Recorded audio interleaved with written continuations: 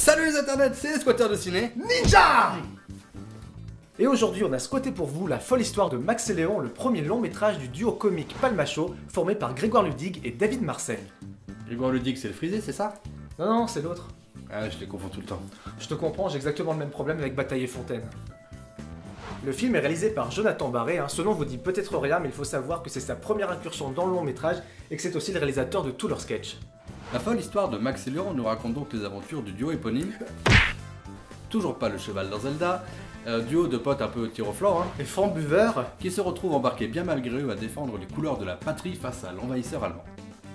alors le film est plutôt réussi, même si on se marre moins que dans leurs sketchs, faut l'avouer.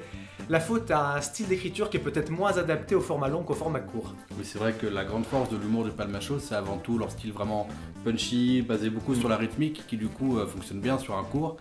Et par contre, c'est vrai que sur du long métrage, c'est plus compliqué. Alors c'est vrai, de manière générale, pour les humoristes, le passage du court au long, c'est toujours une étape compliquée. Mis à part les nuls ou les inconnus, il y en a pas mal qui sont plantés, je pense notamment à Robin des Bois ou même à Eric Ramsey. Oui, c'est pas faux. On va boire un canon? Ok, allez. Tu sens le cassis? Merci, toi aussi. Bon, que les fans du Palmacho se rassurent, ils ne seront vraiment pas déçus par le film, c'est juste qu'on n'est pas plié en deux de rire du début à la fin.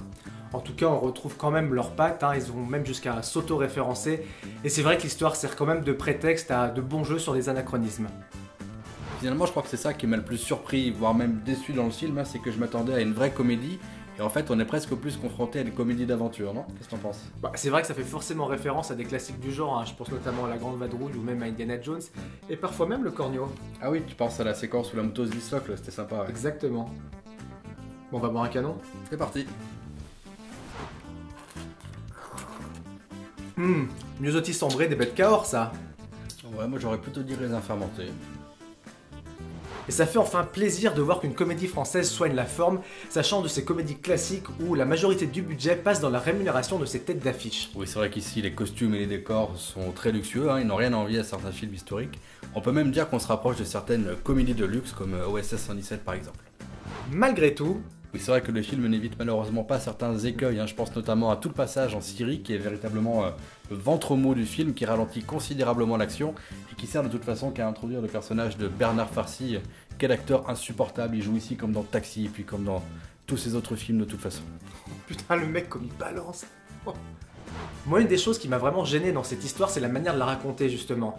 À chaque fois, on revenait dans ce bar et moi, ça me ressortait constamment du film et j'avais seulement l'impression de voir une succession de sketchs. En parlant de bar, tu vas boire un canon? Allez, canon.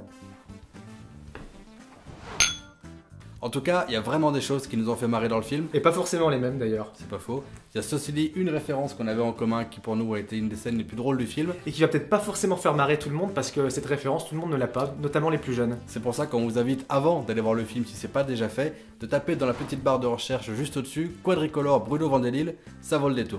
Bon, vous l'aurez compris, c'est un petit peu compliqué de parler de ce film, de peur de spoiler quelques situations ou même des gags, mais on vous conseille vraiment d'y aller. Même si ce film reste une comédie franchouillarde à l'américaine, il reste quand même quelques beaux moments de poilade comme disent les jeunes. Et c'est pour ça qu'on a décidé de lui attribuer la note de 3 bouteilles de pinard sur 5, parce que c'est bien connu, une bonne comédie entre potes, ça file toujours soif.